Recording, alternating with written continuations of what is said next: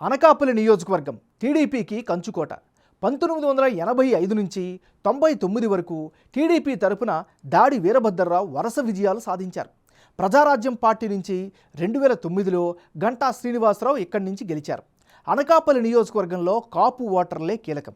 2019లో YCP ticket మీద గెలిచిన Gudivada Amarnath AP IT శాఖ మంత్రి పదవిని దక్కించుకున్నారు. మారిన రాజకీయ లెక్కల్లో జగన్ ఈసారి అనకాపల్లి టికెట్ను మలసాల భరత్కు కేటాయించారు. విపక్షాల పొత్తుల్లో భాగంగా సీటు జనసేన అభ్యర్థి కొనతల రామకృష్ణకు దక్కింది. గతంలో వైసీపీలో చేరిన దాడి వీరభద్రరావు కుటుంబం తిరిగి తెలుగుదేశం పార్టీలోకి చేరిపోయింది. పొత్తు రాజకీయాలు నడుస్తున్నాయి. శరవేగంగా మారిన రాజకీయాల మధ్య అనకాపల్లిలో గెలిచేదెవరు, ఎవరికి ఎడ్జ్ కనిపిస్తోంది? Big TV exclusive election survey పందెంకోళ్ళు 2లో వచ్చినటువంటి అంచనాలను ఇప్పుడు చూద్దాం.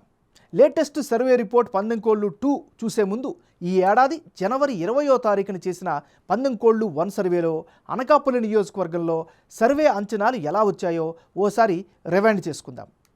పందెంకోళ్ళు 1 సర్వే ప్రకారం అనకాపల్లి నియోజకవర్గంలో వైఎస్ఆర్ కాంగ్రెస్ పార్టీకి అనుకూలంగా 41% ఓటింగ్ వచ్చే అవకాశం ఉన్నట్లుగా తేలింది. అదే సమయంలో అప్పట్లో తెలుగుదేశం పార్టీ అభ్యర్థిగా ప్రొజెక్ట్ అయినటువంటి పీలా గోవింద్కు 54% ఓట్లు వస్తాయని తెలిసింది. ఇక ఇతరులకు 5% ఓట్లు దక్కే ఛాన్సెస్ ఉన్నట్లుగా పందెంకోళ్ళు 1 సర్వేలో వెల్లడైంది. అభ్యర్థులు పూర్తి స్థాయిలో ఖరారైన తరువాత కీలకమైనటువంటి అనకాపల్లి నియోజకవర్గంలో పందెంకోళ్ళు 2 సర్వేలో భాగంగా వచ్చినటువంటి లెక్కలు కానీ అంచనాలను కానీ ఇప్పుడు పరిశీలిద్దాం. ఇప్పటికిప్పుడు ఎన్నికలు జరిగితే ఉత్తరాంధ్రలో కీలకమైనటువంటి అనకాపల్లి నియోజకవర్గంలో వైఎస్ఆర్ కాంగ్రెస్ పార్టీకి అనుకూలంగా 45% ఓటింగ్ కనిపిస్తోంది. జనసేన పార్టీకి 49% ఓట్లు దక్కే అవకాశం ఉన్నట్లుగా తేలింది. ఇతరులకు 6% ఓట్లు వచ్చే ఛాన్సెస్ ఉన్నట్లుగా పందెంకోళ్ళు 2 సర్వేలో తేలింది. ఈ 2 సర్వేల మధ్య జనం అభిప్రాయం అనకాపల్లి నియోజకవర్గంలో ఎలా మారింది? వైసీపీ తెలుగుదేశం పార్టీ అభ్యర్థుల్లో ఎవరికి ఎడ్జి పెరిగింది అన్నది ఇప్పుడు పరిశీలిద్దాం.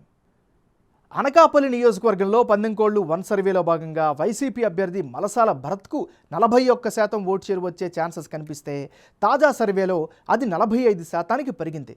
అదే సమయంలో పందెంకోళ్ళు 1 సర్వే టైంలో విపక్షాల పొత్తులు కుదరకపోవడంతో టీడీపీ అభ్యర్థిగా ప్రొజెక్ట్ అయిన పీలా గోవింద్కు 54% ఓట్లు వచ్చే అవకాశాలున్నట్లుగా వెల్లడైంది. తాజా సర్వే చేసే నాటికి జనసేన అభ్యర్థి కొనతల రామకృష్ణకు టికెట్ దక్కింది. దీంతో కొనతాలకు 49% ఓట్లు వచ్చే ఛాన్సెస్ ఉన్నట్లుగా తెలుస్తోంది. ఇక ఇతరులకు గత సర్వేలో 5% ఓట్లు, తాజా సర్వేలో 6% ఓట్లు వచ్చే అవకాశం ఉన్నట్లుగా తెలుస్తోంది. ఓవరాల్గా చూస్తే ప్రస్తుతానికి అనకాపల్లిలో ఎడ్జ్ జనసేన వైపు కనిపిస్తోంది.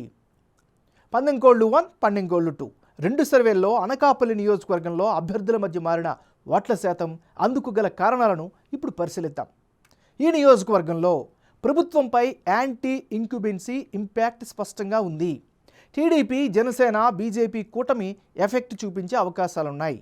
30%గా ఉన్న గవర కమ్యూనిటీలో ఎక్కువ శాతం విపక్ష కూటమికి సపోర్ట్ ఇచ్చే ఛాన్సెస్ ఉన్నాయి. కొనతాలకు దాడి వీరభద్రరావు సపోర్ట్ ఇవ్వడం కీలకం. మలసాల భరత్కు మంచి ఇమేజ్ కూడా కనిపిస్తోంది. మరోవైపు ప్రభుత్వ స్కీముల నుంచి లబ్ధి పొందిన వారి ఓట్లపై వైఎస్ఆర్ కాంగ్రెస్ పార్టీ ఆశలు పెట్టుకుంది. అనకాపల్లి పరిధిలో వైద్య సేవలు పెరగడం కూడా అదనపు బలంగా చెప్పుకోవచ్చు. 45%గా ఉన్న కాపు కమ్యూనిటీ ఓట్లు కూడా కీలకం కాబోతున్నాయి. ఓవరాల్గా ఇప్పటికిప్పుడు ఎన్నికలు జరిగితే అనకాపల్లి నియోజకవర్గంలో జనసేన పార్టీకి స్వల్ప ఎడ్జ్ ఉన్నట్లు బిగ్ టీవీ ఎలక్షన్ సర్వేలో వెల్లడైంది.